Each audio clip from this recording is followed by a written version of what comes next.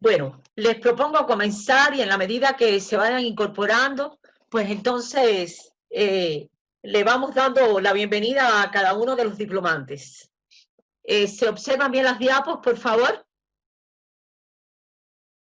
Por favor, si pudieran activar sus cámaras, si fueran tan amables. ¿Sí? ¿Se ven las diapos? Gabriela, Lisette, ¿qué tal? ¿Cómo están? Buenas noches, doctora. Doctora, Isaac me acaba de comunicar que no está en su trabajo y está con la computadora de Mara. Ay, Pero mi madre, la clase. qué contrariedad, qué lástima. Bueno, después si ustedes pueden, pues las notas que ustedes tengan, de todas formas, la clase sí.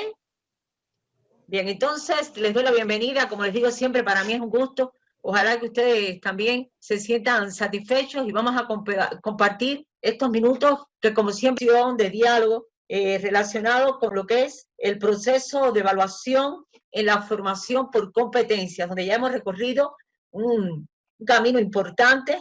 Entonces, vamos a recordar algunas de las ideas que abordamos en nuestro último encuentro, de las ideas que compartimos, sobre las cuales estuvimos reflexionando. Arriba. ¿Quién recuerda? Vamos, revisen sus notas. ¿No recuerdan de qué hablamos? ¿De qué estuvimos hablando? ¿Cuál fue realmente, si pudiéramos definirlo de esa manera, la clave de la clase? Hablamos de la evaluación. ¿Cuál fue? Exactamente, mucho de evaluación, ¿verdad? Y hablamos también de diferentes concepciones donde ya habíamos llegado a la conclusión de que tradicionalmente a los autores que están trabajando las competencias se refieren al concepto de evaluación como ¿qué? ¿Cómo dijimos? Bien, Lisette, se refiere a este concepto como valoración, pero tenemos que pensarlo, además hemos intentado pensarlo, ya sea asumiendo la concepción de la teoría de las competencias como de otros investigadores. Hablamos de las dimensiones de la evaluación, ¿verdad? ¿Lo recuerdan? Hablamos de las dimensiones de la evaluación y ciencias, la tendencia reduccionista, la tendencia de la evaluación como centro del proceso y aquella en la que detuvimos la mirada del proceso. Entonces, con estas ideas también yo les dejé un ejercicio que los invitaba a ustedes a la reflexión a partir de la siguiente idea: la valoración no de los estudiantes competentes de los no competentes. Yo les pedí a ustedes que realizaran anotaciones y les pedí poner a intervenir y vamos a dialogar unos minutos sobre esta afirmación. ¿Qué ustedes creen? Vamos. Perdón, doctora, yo estaba revisando lo que nos dijo que revisemos, consultemos lo que es, y en lo que encontré viendo que dice, la valoración no tiene el fin de diferenciar entre estudiantes competentes y no competentes, como usted dice, ¿no? Este enfoque es solo de competencias, dice. O sea, entre los mismos, lo que hacemos es, digamos, a una persona les damos más crédito que a las otras, entonces menospreciamos el trabajo y no vemos la realidad. Tenemos que tener, dicen, en la parte práctica, otros en la parte teórica, hay que buscar su motivación de cada uno y no solo enfocarnos en si es que es competente o no y menospreciar al que no. Entonces puede ocasionar un problema en medio de ese, ¿no? Muy bien, Peter, muchísimas gracias. A ver, otra idea, muy bien, Peter. Otra idea en esta, como estudiantes o algunas de ustedes o algunos de ustedes tal vez tienen hijos y han reflexionado sobre... A ver, quisiera escuchar otra voz, por favor. Ya Peter intervino. Bueno, según la lectura también de lo que nos muy buenas noches, doctora. Ante todo, disculpe la demora en ingresar a clases, sala también. Buenas noches, compañeros. A todos tengan una buenas noches. Bienvenido, Darwin. Sí, Lisette. Tradicionalmente se busca distinguir, ¿no?, a los que saben de quienes no saben. Pero según la lectura, que todo se debe promocionar, ¿no?, al estudiante el deseo de saber y el goce de aprender. Exactamente, es decir, fíjense que este discurso sobre la base de las lecturas que ustedes realizan, de despertar en el estudiante la necesidad de involucrarse en el proceso, va a desempeñar un papel fundamental. El rol del docente como guía del proceso, capaz de estimular y de motivar al speaker en su intervención. Y ahora, Lisette, a partir de las lecturas que ellos realizaron de los acápites indicados, la esencia radica en el hecho de reconocer el logro en ese estudiante. Fíjense, y quisiera que repararan en esto, porque tiene determinada connotación en nuestra vida profesional y al rol que va a desempeñar el docente en el aula. Es esencial no establecer esas diferencias. No quiere decir que no estimulemos al estudiante, no, pero marginemos, vamos a decir así, apartemos del proceso a algunos de los alumnos. Bueno, muchísimas gracias de participar, que consultaron la bibliografía. Entonces yo los voy a invitar ya a adentrarnos en el tema de hoy, lo del proceso de evaluación. Y ya hoy, como ustedes ven ahí, en el objetivo, a ver, ¿quién lo lee, por favor? ¿Quién lee el objetivo? Caracterizar las estrategias de evaluación para el proceso de enseñanza en los modelos por competencias, a partir de los estudios más actualizados, teniendo como soporte las experiencias y reflexiones. Exactamente, para mí va a ser muy importante que ustedes intervengan, porque seguro que en la medida que a la mente de ustedes determinados recuerdos sobre algunos momentos en que ustedes han estado en el aula y se han aplicado estrategias, o tal vez ustedes me dicen, no acercar, vamos a caracterizar estas estrategias de evaluación y nos vamos a apoyar fundamentalmente en dos estudiosos. Me preguntaba que por qué había tanta literatura y siempre se hacía referencia a Sergio Tobón, y vamos a utilizar también a Pimienta Pesquera en el de hoy y el del próximo jueves. Entonces, hoy vamos a estar trabajando tanto hoy como el jueves estrategias, pero también técnicas e instrumentos de evaluación para el proceso de enseñanza en los modelos por competencia, pero hoy estrategias inicialmente. Entonces a mí me gustaría que en la medida que vamos avanzando, si ustedes tienen dudas, pregunten, porque vamos de determinados estudiosos que hacen propuestas y que yo considero, por lo menos las que yo seleccioné, porque existen muchas otras, yo les voy a dar la referencia bibliográfica, se impone pensar en lo que es una estrategia, una técnica, como es el caso, por ejemplo, de la encuesta, de la entrevista, instrumento que vemos ahí, los cuestionarios, son un instrumento que se utilizan. Pero vamos entonces, ahora de inmediato, a entrar a definir conceptos, establecer las diferencias y en el desarrollo de los encuentros de hoy martes y el próximo jueves, vamos a realizar un recorrido que yo espero que les satisfaga y siembren ustedes determinadas inquietudes. Vamos a compartir una idea que ustedes van a encontrar siempre de manera recurrente en el libro de Sergio Tobón, porque él, en lugar de hablar de asignaturas, nos habla de proyectos formativos. Cuando este especialista se refiere a los proyectos formativos, nos habla de ellos como planes, vayan leyendo, planes de aprendizaje y de reemplazar, a sustituir lo que conocemos como asignaturas de manera tradicionalmente. ¿Qué objetivos buscan estos proyectos formativos a los cuales se refiere Tobón y otros seguidores de él? Buscar formar, aunque sea una competencia, actividades que van a estar vinculadas y que tienen como objetivo la solución de problemas y la obtención de productos reales. Estos proyectos formativos van a constituirse a través de lo que es se va a construir también determinado marco referencial, va a tener como sustento una planificación de carácter metodológico, por supuesto ya la ejecución, el desarrollo como tal de este proceso y definitivo, como es lógico, aparece en este libro todavía, que no es solamente el autor Tobón, sino García Fraile, nos hablan de evaluación, todavía de competencias. Es que Tobón empieza a sustituir el término de evaluación por valoración, como nosotros lo estuvimos analizando en el encuentro anterior. Entonces, como ustedes pueden observar abajo, vamos a asumir indistintamente, pero en este caso el criterio de valoración, que ya lo estuvimos compartiendo en la clase pasada, nos va a permitir evaluar competencias y se refieren, ya hemos conversado, el saber hacer, el saber ser y el saber conocer, pero cada uno de estos saberes contiene el qué se evalúa, con qué se compara e incluso cómo se va a evaluar. Ya yo les estoy viendo fácilmente de internet obedece al título de Estrategias Didácticas para la Formación de Competencias. Y el autor, Jonathan, que usted me hablaba de otros autores, como usted ve aquí tenemos a García Fraile. En la clase pasada también le dejé un listado, no sé si usted alcanzó a copiarlo, donde hay un estudioso también, Pirrenot, que lo deben consultar en otra oportunidad. Entonces, hasta este momento me interesa que tengan presente que ustedes van a consultar los textos vinculados a competencias, sobre todo cuyo autor es Sergio Tobón, van en referencia a los llamados proyectos formativos que sustituyen a las asignaturas. Pero, por supuesto, dentro de estos proyectos formativos también se contempla la evaluación que ya él en su libro Formación y Valoración. Entonces, realizadas estas aclaraciones, vamos a entrar a comparar, analizar la definición de estrategia y la diferencia con técnica e instrumento. De acuerdo, a ver, ¿quién me ayuda a leerse de estrategia, por favor? ¿Quién me ayuda? Vamos, anímense. A ver, Jonathan. Gracias. Buenas noches, doctora. He ingresado tarde. Buenas noches a todos.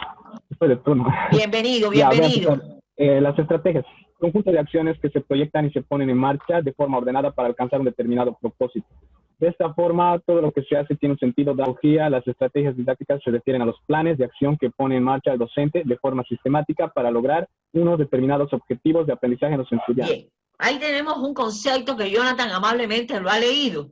Si yo les pidiera a ustedes que seleccionaran elementos claves, no me voy a referir a palabras que definición, ¿cuáles ustedes escogerían, por favor?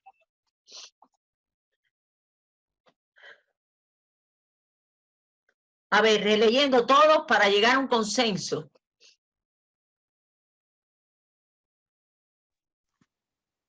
Planes de acción que pone en marcha el docente de forma sistemática. Ajá, ahí se refiere a plan de acción que pone en marcha el docente. ¿Qué otra idea es fundamental? Además de lo que ha expresado Lisette, ¿qué otra idea resulta también esencial? A ver, voy a compartir con ustedes. ¿No les parece interesante esto de conjunto de acciones? ¿Verdad? Con pedagogía.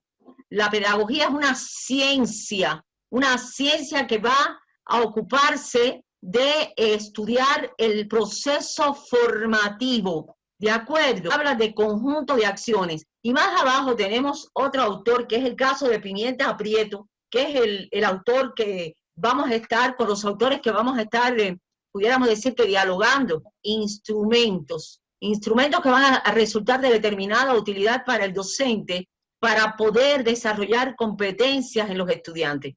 Nosotros esta noche vamos, y el jueves vamos a abordar técnicas e instrumentos. ¿De acuerdo? No obstante, me interesa que ustedes reflexionen y que realicen ancas. Fíjense que se habla de técnica como componente del método, como una operación particular. En este caso nos habla de esto el doctor para evaluar en el caso que se estudia una técnica, puede ser una encuesta, una entrevista. Ustedes saben que hay veces que se utilizan estos recursos de enseñanza-aprendizaje. Y en el caso del instrumento es una herramienta. Cuando hablamos de esa herramienta o de ese instrumento, los cuestionarios, por ejemplo, de verdadero y falso, las preguntas que van a conformar una encuesta constituyen los llamados instrumentos. Entonces, con estas de más específico para podernos adentrar en el tema, vamos a empezar a estudiar algunos instrumentos, vamos a referirnos a algunos inferencias. Aquí lo tienen en un esquema. Fíjense cómo en el caso de los instrumentos, que son esas herramientas, y en función de los tres saberes, en el caso del saber ser, como tiene que ver con lo actitudinal, se habla de valores. O sea, cuando nosotros analizamos el saber ser, tiene un vínculo estrecho con lo que es la axiología, los valores. Sin embargo, cuando hablamos de nada con conceptos, con categorías, con nociones, y cuando ya estamos hablando del saber hacer, nos estamos refiriendo, a procedimientos, anotaciones de los libros que yo les voy recomendando, porque ya yo el jueves les voy a dejar orientado el ejercicio final para la evaluación del módulo. ¿De acuerdo? ¿Hasta aquí alguna pregunta? ¿Alguna pregunta, por favor? ¿Todo bien? ¿Sí? Bueno, vamos a ver algo ahora sobre evaluación. A ver, ¿quién lee en esta ocasión? Shirley, ¿se anima a leer? Shirley, micrófono. Yo leo, profe. Ya se escucha. En muchas ocasiones los docentes conciben la evaluación como un acto final que se limita a calificar los resultados. No es inadecuado porque certificar de alguna manera la competencia en algunos profesionales de forma, pero estamos convencidos de que la evaluación puede y debe ir mucho más allá y constituir un proceso fundamental integrado en el binomio enseñanza-aprendizaje. Eso lo dice Sánchez. Bien, a ver, ¿qué ustedes creen sobre esta idea? Los docentes conciben la evaluación como un acto final. ¿Qué opiniones le merece a ustedes? ¿Qué opinión sobre esta introducción a propósito de la evaluación? A ver, les escucho. ¿Qué ustedes consideran? Doctora, ahí yo creo que pueden hacer énfasis en lo que está subrayado, lo que dice la evaluación puede y debe ir mucho más allá. En la educación tradicional hablamos de que siempre asignan una nota asignar una nota para determinar el conocimiento que tienen o para aprobar una asignatura, módulo o materia. Pero según la bibliografía que yo he leído, entiendo que eso no se debe realizar porque la evaluación se realiza para evaluar cómo se están formando las competencias de los estudiantes y para ver las posibilidades de cómo podemos fortalecer las falencias que tienen en su proceso de aprendizaje.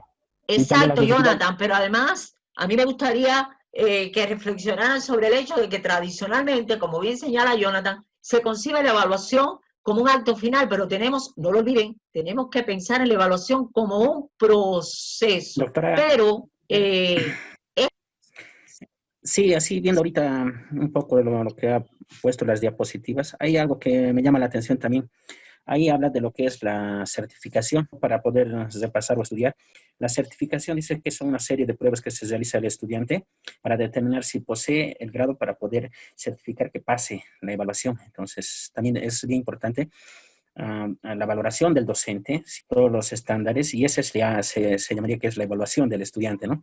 Para poder cursar a otro o certificar que sí va a pasar de curso, digamos, sería un ejemplo, Peter, ¿no? Pero esta evaluación por parte del docente, ¿cómo usted piensa que se debe realizar? Sí, hay varias formas en las cuales, primero hacemos lo que es una valoración, ¿no? Una formación, vemos cómo se está formando el estudiante, vemos si es que amerita que el estudiante pueda promocionarse haciendo una certificación.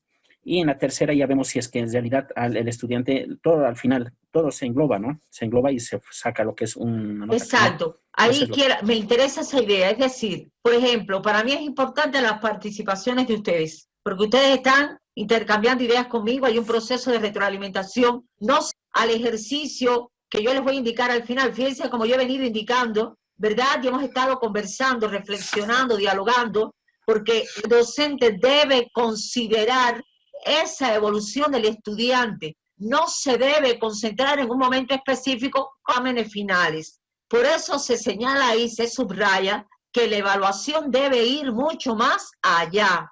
¿Por qué razón también? Porque el docente no solamente debe, sino también tiene que evaluar desde el punto de vista de lo actitudinal, los valores. ¿Se dan cuenta? O sea, yo estoy pensando de manera plural, estoy abriendo un abanico de posibilidades que realmente, usted conjuntamente conmigo, deben tenerlo claro. No se puede circunscribir la evaluación a un momento, a un trabajo que se ha venido proponiendo preguntas. Me interesa que ustedes participen y establecemos un diálogo que resulta realmente enriquecedor. Bien, con estas ideas, que yo, si hay alguna dificultad, ustedes me interrumpen o si quieren intervenir para aportar alguna idea para ahora, a acercarnos a algunas, fíjense, digo algunas estrategias.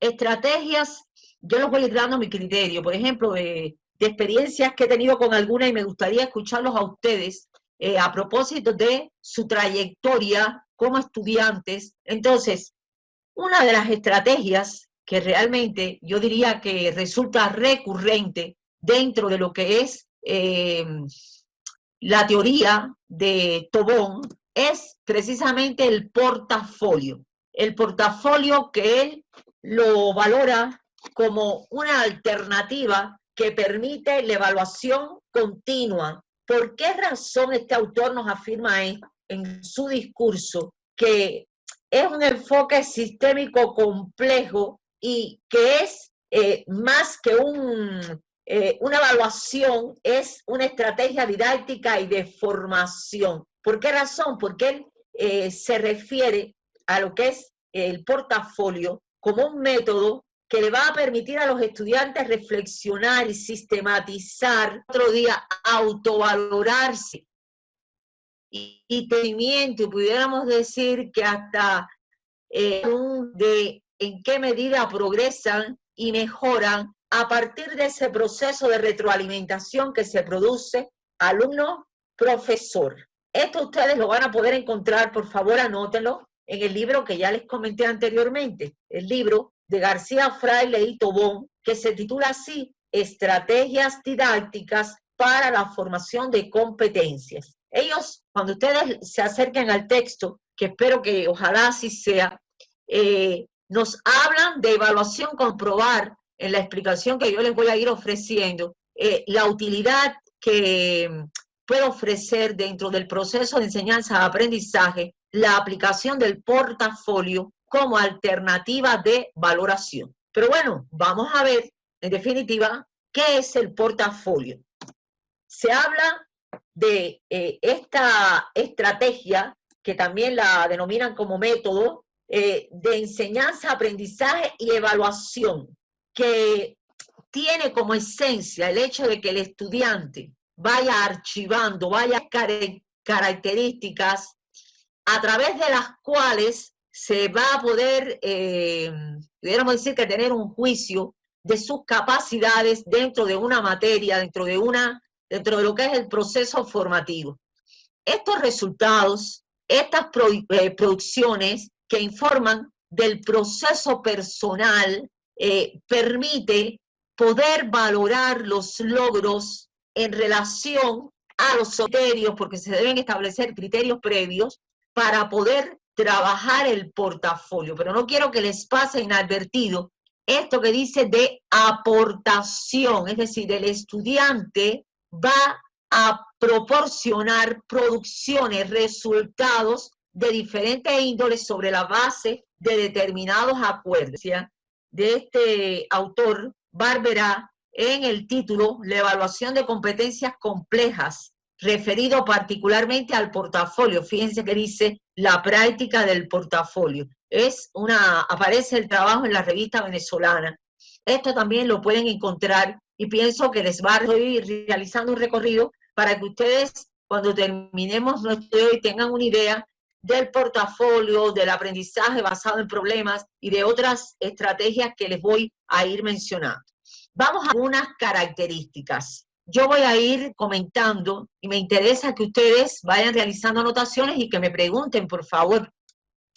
Lo primero que hay que tener en cuenta y reparar es el hecho de que la aplicación del portafolio determina que se modifique el tema de evaluación porque la autovaloración, o en este caso, como se señala en la diapo, la autoevaluación va a adquirir determinada relevancia. ¿Por qué razón? No son pocos los especialistas que hablan de rediseñar, de reinventar las estrategias didácticas en consonancia con el momento que se vive, que no se debe limitar solamente a que el estudiante reciba información, la información actualmente. A ver, ¿dónde se almacena la información? ¿Dónde ustedes almacenan la información que van adquiriendo en la medida que estudian?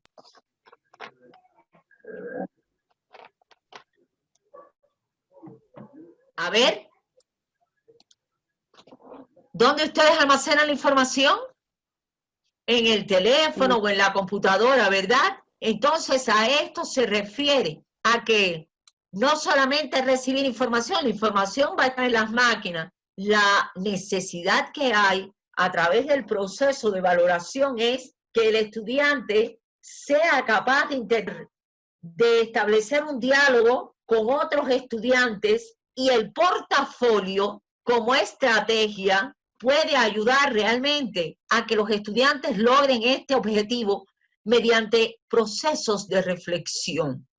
También es importante tener en cuenta, como yo destaco más abajo, que esto implica una metodología, proceso de diálogo, de interacción estudiante-profesor. ¿Por qué razón? Fíjense que se habla de evaluación continua. ¿Por qué?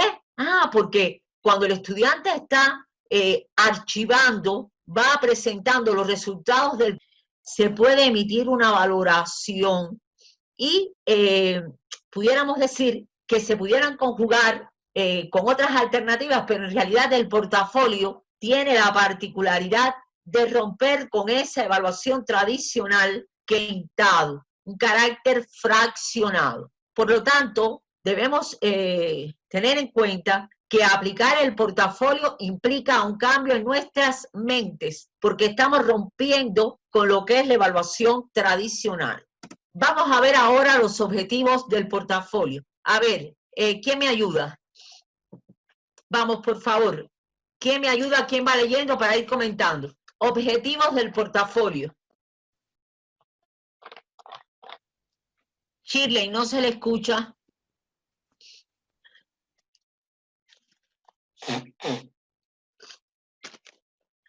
No escuchamos a Shirley. Por favor, otro diplomante. Objetivos del portafolio de estudiantes en la organización y sistematización de sus actividades de aprendizaje con el fin de que tengan un referente para el mejoramiento. A ver, vamos a detenernos ahí uno por uno. Sigue como elemento orientador y opción continua. Deben observar que dice guía a los estudiantes, por lo tanto también va a servir de guía. Bien, pasamos a la segunda, Gabriela. Brindar a los estudiantes una estrategia para que autorreflexionen y mejoren de manera continua. O sea que en este segundo punto estamos hablando de la autovaloración. ¿En qué controlar su propio proceso de enseñanza-aprendizaje? Por supuesto, bajo la guía del docente, a través del intercambio. Estimular a los estudiantes para que no se conformen con los resultados numéricos evidentes, sino que se... Exacto. Fíjense cómo ahí se insiste en la idea de que la evaluación no se debe centrar en el hecho de la aspiración, porque muchas veces los números no nos van a dar realmente los indicadores, no se traducen en los indicadores correspondientes al proceso de enseñanza-aprendizaje y el nivel de desarrollo, incluso hablando de su personalidad, del desarrollo de su personalidad. Pasamos a la siguiente, Gabriela. Destacar la importancia del desarrollo individual e intentar integrar los conocimientos y competencias previas en su nuevo proceso de aprendizaje. Ya aquí, cuando nosotros reparamos en el vocablo integrar, tenemos que pensar, porque fíjense cómo se señala la importancia del desarrollo individual, lo individual, pero también que el estudiante, competencias, ¿de acuerdo? Pasamos a la siguiente, Gabriela. Resaltar lo que cada estudiante sabe de sí mismo y en relación al nuevo Esto tiene que ver con los esquemas previos, cognitivos, con los saberes que ya trae el estudiante, y entonces, como es de esos esquemas previos, va a poder establecer relación con otros contenidos. ¿Y qué se señala ahí al final, por favor, Gabriela? Desarrollar la capacidad para localizar información, integrarla adecuadamente, así como para formular, analizar y resolver ahí estamos delante comentando de un objetivo capital, porque el estudiante debe desarrollar determinadas competencias que le permitan investigarla, analizarla, para poder resolver un problema. Y después vamos a estar hablando de otra estrategia que es el aprendizaje basado en problemas. Entonces, y ustedes dirán, bueno, y si yo estoy frente a un aula y yo quiero proponer el portafolio, ¿qué debo hacer? ¿Cómo yo voy a elaborar el portafolio? ¿Cómo yo voy a interactuar con el estudiante? ¿Cuáles son antes que enseguida van a surgir? Pues como ustedes ven ahí, lo primero que se debe elaborar es una guía de contenidos. Es decir, el docente debe determinar el tipo de trabajo y estrategia que puede estar, pudiéramos decir, orientado por el docente al estudiante. Una vez que se redacta, que se elabora la guía, se debe redactar una introducción donde se van a dar determinados detalles, se va a ofrecer información para poder determinar un tema, un área y demostrarles al estudiante con qué competencias se va a trabajar.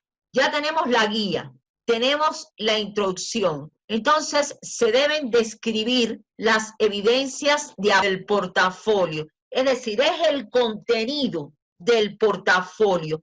Constituye, pudiéramos decir, que la médula, la esencia de esta estrategia, que va a ir acompañada de la covaloración que debe existir de manera sistemática entre el docente y los integrantes del grupo. Y entonces tenemos también un apartado que se traduce en lo que es la síntesis del aprendizaje en correspondencia con los contenidos trabajados. Por lo tanto, hasta ahí tenemos la guía, la introducción, el cuerpo como tal, que es la descripción de las evidencias, y la síntesis del aprendizaje. En la elección de este portafolio de aspectos, ya desde el punto de vista formal, como es la autoría, la audiencia del portafolio, porque se puede incorporar alumnos que van a participar, que van a intercambiar información, se van a sistematizar y se van a ir registrando qué contenidos, como ya les dije, se van a contemplar, los objetivos y competencias, la estructura que obedece a lo que yo les explicaba anteriormente y la organización y los criterios de desempeño para poder determinar cuáles van a ser esas categorías o matrices para evaluar. O sea que cuando pensamos en un portafolio, pueden pensar estudiante empieza a agrupar evidencias que pueden ser incluso fotografías, diferentes posibilidades que se le va a ofrecer al estudiante y que también el estudiante puede incorporar. Ahora, vamos a detener la mirada en lo que es el cuerpo del portafolio, la recogida de evidencia. En el portafolio se están hablando de informaciones que tienen diferentes características, pueden ser conceptuales, actitudinales, en el contenido del portafolio se pueden incorporar ejercicios, tareas que se hayan indicado en clase o extraclases, que pueden referirse a informes, mapas conceptuales, diferentes, como ya yo les decía, documentos en diversos soportes, que puede ser papel, puede ser audio, pueden ser digitales, y tienen que estar en correspondencia con las competencias que se describen en el... Uno va a ir archivando, se ubican como en una especie de carpeta, previo acuerdo y en correspondencia con lo que habíamos visto anteriormente. Ahora bien, puede ser que llegue un momento determinado que se han acumulado tantas evidencias, y es decir, aquellas evidencias que el propio estudiante, a partir de la autovaloración portafolio, que van a estar ahí, llámense, como ya dijimos, mapas mentales, conceptuales, trabajos que hemos realizado en clases, trabajos de esta clase. Ya después viene algo que se conoce como diario de campo, que es donde el estudiante va a registrar el proceso de reflexión y se constituye también en el hilo conductor del portafolio, que es la reflexión sobre las evidencias, o como les dije al inicio, el diario de campo. Para allá, en una etapa final, se publica el portafolio, es decir, se organizan, favorezca lo que es el pensamiento creativo y se evidencia también que es un proceso enriquecedor, un proceso en constante evolución. Esta estrategia, considerada también como evaluación continua, constituye un elemento de extraordinaria importancia para el docente, porque el docente se puede retroalimentar a partir del diario de campo. Puede ser que se comience una asignatura X. A mí me interesa que presten mucha atención, porque el ejercicio final en algunas de estas ideas que ustedes van a defender y van a asumir alguna de ellas. Piensen, por ejemplo, en una asignatura que esté vinculada con la especialidad de ustedes y que le indiquen al estudiante que conciba un portafolio, o puede ser de ir proponiendo en el desarrollo del encuentro de hoy. Por lo tanto, ya sabemos que el portafolio nos brinda la posibilidad de comunicar ideas, y como yo le dije, pueden ir fotografías, mapas, videos, se incorporan videos, o sea, es una alternativa, pudiéramos decir que de carácter plural, y que constituye un acto de creación, quien determina lo que va a ir al portafolio y lo que él va a discriminar. Él realiza un proceso de autovaloración dentro de ese proceso formativo. ¿De acuerdo? Por lo tanto, yo creo que el portafolio alternativo es una estrategia de evaluación muy bien, de gran aceptación por parte de los estudiantes, y yo diría que muy útil, porque no se reduce a que me apliquen un examen y ya yo, esa es mi evaluación. No, va a haber una evaluación. Pueden incorporar los resultados que se van alcanzando poco a poco. Por favor, tomen nota de la bibliografía que les estoy recomendando. Tengan la bondad de anotar para que tengan suficiente información y puedan profundizar. Bien, vamos a pasar ahora. No les di tiempo a copiar. Arriba, copien, por favor. Esto lo van a encontrar en el capítulo 2. Hay un estudio pormenorizado del portafolio. Yo solamente traje aquí las ideas esenciales que quería compartir con ustedes para que ya ustedes se apropien de algunas ideas en este sentido. Bueno, también existe otra estrategia que es el aprendizaje basado en problemas. Esta es una estrategia que tiene determinadas particularidades y de la que también y consiste en abordar el proceso de enseñanza, aprendizaje y evaluación a partir del protagonismo del estudiante, porque es un método de trabajo activo, es decir, lo dice su nombre, a la resolución de problemas que se van a seleccionar o diseñar dirigidos a determinados objetivos, pero va a centrarse en el estudiante y no en el docente, y no solamente en lo que es la adquisición de conocimientos, porque tiene la particularidad de que va a incidir, va a favorecer, va a estimular el trabajo activo, el trabajo cooperativo, por carácter interdisciplinario, y el docente tiene la oportunidad de mantenerse en su función de guía del aprendizaje. A mí realmente me gusta más el término de guía, no me gusta ni el término de facilitador ni de mediador. Yo creo que el docente cumple su función de guía, pero trabajando a favor de la resolución de un problema X y estimulando lo que es el autoaprendizaje. ¿Qué características va a tener? Va a conjugar la teoría con la solución de un problema sobre la base de situaciones reales. Esta es otra estrategia. Ahora bien, ¿cómo se va a preparar esto? ¿Cómo es que se va a diseñar el problema? ¿Qué criterios se van a tener? Vamos, tengan la bondad. ¿Qué me ayuda? El docente analiza la competencia que pretende que desarrollen los estudiantes y sobre esa base se determina el problema o los problemas. Vamos a detenernos ahí un momento. O sea, el docente ya tiene que tener definida la competencia, pero va a socializarlo con el estudiante para ver. Vamos al segundo, Darwin, por favor. Deben diseñarse problemas que permitan cubrir los objetivos de la materia para cada nivel de desarrollo del programa del curso o para el módulo que trate. Cada problema debe incluir claramente los objetivos de aprendizaje correspondientes al curso o los criterios y saberes Bien. de la competencia. Puede ser que estemos hablando de asignatura o de enseñanza modular, si refiriéndonos a la enseñanza universitaria. Pero puede darse, por ejemplo, haya problemas de comunicación, y entonces se tome ese problema para estudiarlo y para lograr resolver el problema. ¿Qué dice 3, Darwin?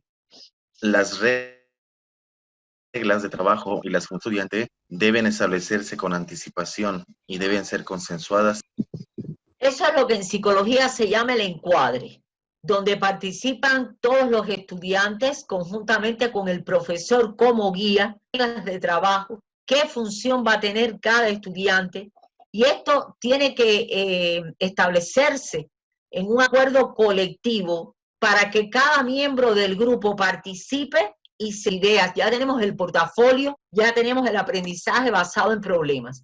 Ahora, ¿cuál va a ser la preparación previa del problema por el docente? El docente debe planificar cómo se va a trabajar el problema con sus estudiantes, es decir, va a ser un solo grupo, se van a conformar, va a dedicar para dar el problema, los contenidos, perdón, los contenidos de ese saber conocer, de ese saber hacer, se van a abordar.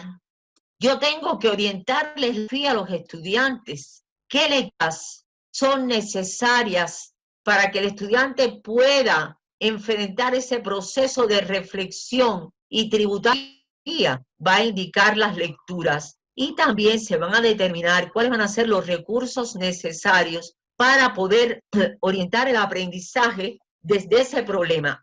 Los momentos para aplicar los problemas y determinar el tiempo. Fíjense cuántos acuerdos hay que tomar en ese proceso de preparación previa del aprendizaje basado en problemas. ¿Cuáles son las recomendaciones por parte de los especialistas?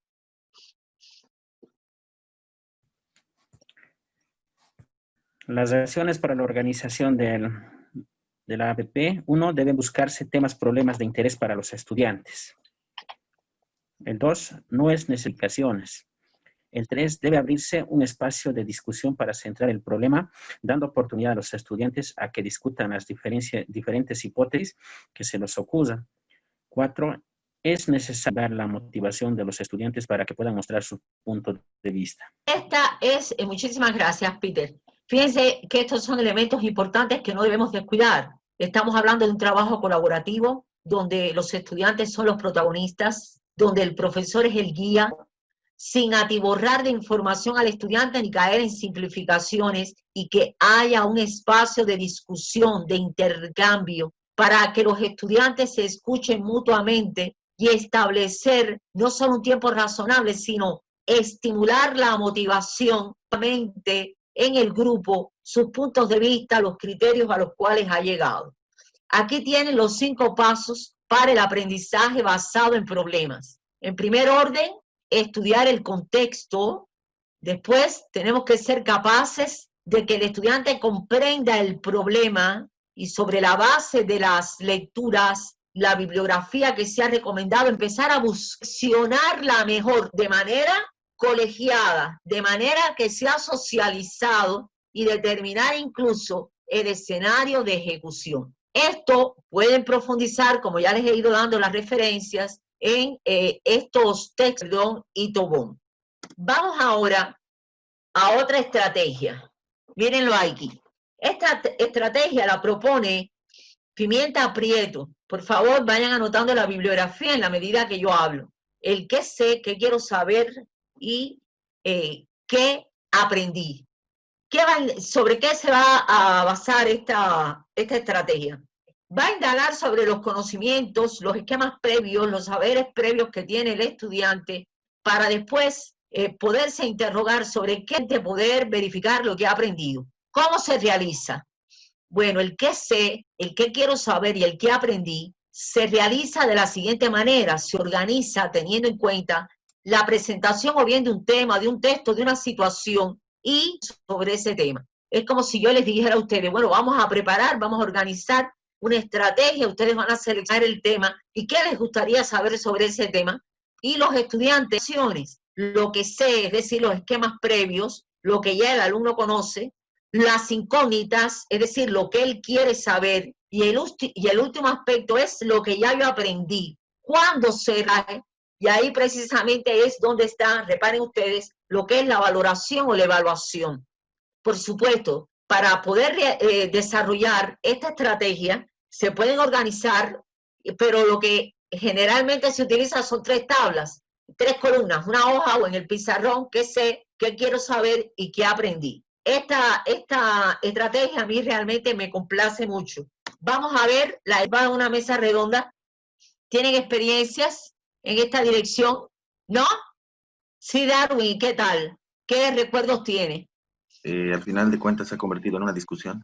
En un debate, claro. ¿No le gustó? Pero bueno, me gustó, porque siempre hay que respetar las diferencias. Exactamente, hay que respetar el criterio ajeno, hay que aprender a escuchar. Entonces es un espacio muy oportuno, como dice ahí, porque se van a expresar puntos de vista divergentes. Hay que nombrar un moderador, que es el que va a ir dando la palabra para que cada cual intervenga, y es una estrategia que se puede usar en la clase, que se puede aplicar en la clase. Tiene varias fases. Primero, se organiza un equipo, se selecciona, por supuesto, al moderador, como ya les dije, y el resto del grupo participa como espectador, pero va a intervenir realizando preguntas, va a participar de esa mesa. Por ejemplo, si nosotros tuviéramos tiempo y pudiéramos aplicar una de estas estrategias, pudiéramos estar hablando de lo que ha significado la pandemia, esta tormenta que nos llegó inesperadamente, para todo lo que establecen las reglas para el desarrollo de esta mesa redonda, de la cual Darwin dice que acabó en una discusión, pero bueno, yo me imagino que eso es productivo, el debate es productivo. En una segunda fase tenemos lo que es la interacción. ¿Por qué razón?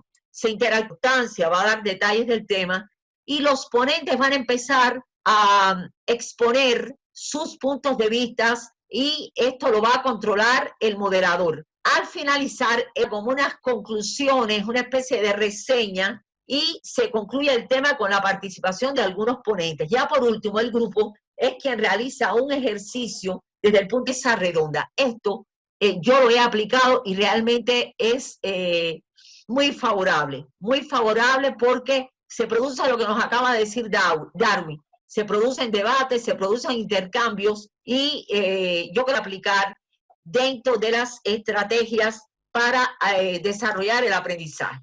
Para mí esto es una maravilla. A mí me gusta mucho el seminario.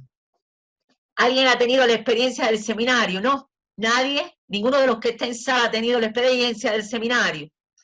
Miren, el seminario se escoge un tema, se pone el tema, preparar, hay que entregar una guía, donde incluso se da la bibliografía, y este seminario puede incorporar lo que es la inclusión, incorporar la discusión, el debate, y lleva implica. ¿Para qué? Para que el estudiante, además de transitar por una experiencia diferente, pueda acercarse a lo que es la investigación. ¿Cómo se estructura? Se va exponiendo el tema, se le va dando la palabra a cada uno de los equipos, porque también se puede organizar por equipos, y se la reflexión, y se pueden ampliar, se dan conclusiones, se pueden dejar preguntas para que los estudiantes respondan, y lo esencial es que para poder desarrollar el seminario, al igual que estudiado. ¿Qué ventajas tiene, yo diría, el seminario? Porque yo les digo que me complace tanto a mí el seminario, porque incide en lo que es el razonamiento objetivo, estimula la investigación. Esta es una estrategia que se puede aplicar sobre todo en la enseñanza universitaria. Va a adiestrar al estudiante en la búsqueda de información y también a desarrollar el pensamiento crítico, es decir, a tomar partido, a asumir una posición de el portafolio, el aprendizaje basado en problemas, la mesa redonda, el seminario. Y aquí tenemos la llamada simulación. La simulación es una estrategia que lo que va a recrear son situaciones de la vida real, y los estudiantes asumen roles. ¿Qué ventaja tiene? Permite que los alumnos puedan participar o enfrentarse laboral de manera tal que el estudiante pueda tomar decisiones. Esto se utiliza actualmente en muchas profesiones, y también se considera por parte de los especialistas como un excelente medio de antes. ¿En qué va a consistir la simulación? Puede ser con herramientas específicas, y esto reclama, por supuesto, determinada preparación, y se presenta el caso a los estudiantes. ¿Qué favorece? Favorece la interacción. El profesor tiene que crear un ambiente agradable, relajado. No quiere decir que en las otras no. En las otras también reclama de determinado esfuerzo y de preparación con anticipación. Y entonces ya al final se debe realizar una evaluación. Pensemos en los estudiantes que están estudiando la carrera de Derecho, y se asignan roles y se simula que se va a efectuar un juicio. ¿Se dan cuenta? Entonces ahí realmente es una alternativa, es una estrategia diferente de evaluar, y no se reduce a lo que es el examen final. Por lo tanto, yo creo que estas encuentros de hoy pueden profundizar en ellas. Hay otras, yo solamente hice una selección con el objetivo de compartir con ustedes estas ideas. Entonces, ya en los minutos finales, me gustaría escucharlo a ustedes, por ejemplo, de las estrategias presentadas, ¿cuál les llama más la atención? Arriba. La mesa redonda. La mesa redonda. Usted dice, fue una discusión, pero evidentemente dejó una huella en usted. Dicen, bueno, ¿me escucha Sí, la ahora sí? escucho. Ah, ya. Bueno, yo me inclino más por Le gusta el portafolio, a mí igual. Pienso que es un método muy Lo que, interesante. a Sí, ver, porque como todo el proceso de enseñanzas me parece interesante.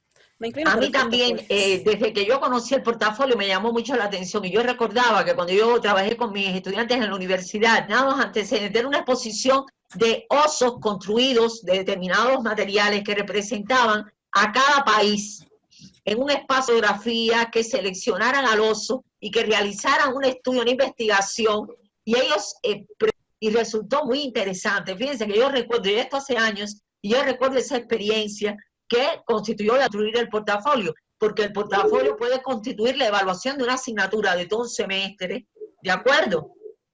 Bien, Y ¿alguna doctora, otro una criterio? consulta, tal vez tendría o tal vez una sugerencia. ¿No se pueden combinar estas estrategias y tal vez formar una nueva Es que estrategia? fíjese, por ejemplo, yo pienso que en el caso, perdón, de determinadas alternativas desde el punto de vista de que se va a incluir los trabajos que se realizan en clases durante un tiempo más, trabajando 3, 4 días, igual que en la mesa redonda, para propiciar la participación de los estudiantes. Tienen sus características que tiene que realizar el estudio y determinar o sugerir, socializar con los estudiantes. Bueno, ¿qué sería más oportuno? ¿Qué les gustaría a ustedes más? Yo creo que para esto se tiene que llegar a determinados acuerdos. Bien, ¿alguna otra pregunta, por favor? ¿Alguna inquietud, alguna pregunta? Bien, entonces les voy a dar captura de pantalla, por favor, para el jueves. Para el jueves los estoy invitando a que disfruten, porque yo creo que va a constituir un disfrute este sitio, del profesor José Antonio Fernández Bravo. Se llama Aprendemos Juntos. Y el título del video es Todo lo que me enseñaron los niños. Por favor, realicen captura de pantalla. Es decir, a mí me interesa que ustedes detengan la mirada en las respuestas. Lo van leyendo aquí. Reparen en la siguiente idea.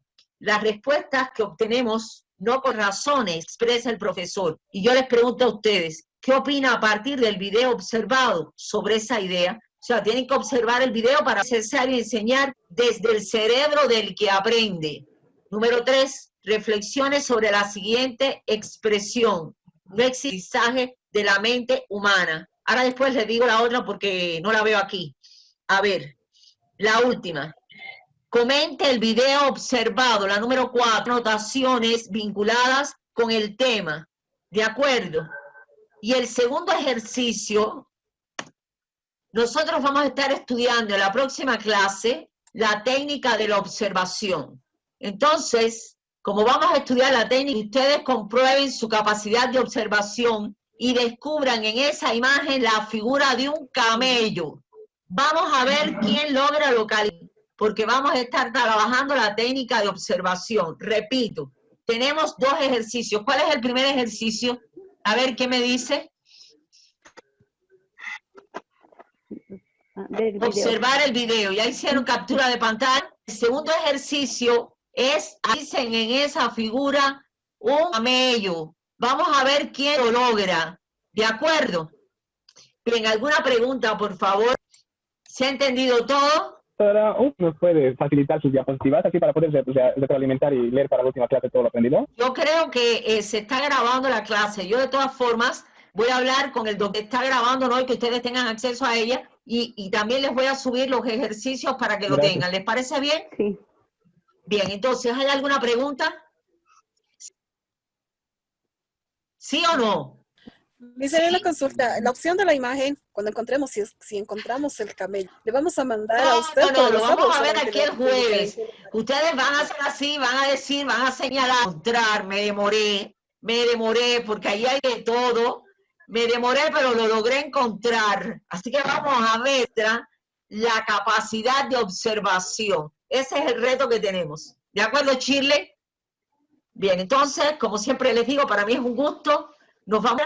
Comenzaremos con la valoración del video, no lo dejen de observar. Es muy agradable, es muy ameno, es un excelente comunicador el profesor, trabajando técnicas e instrumentos, y yo les voy a orientar un ejercicio que promueva lo que es la reflexión, el intercambio colectivo. Para mí ha sido un gusto, les deseo que tengan una excelente noche y nos vemos el próximo jueves.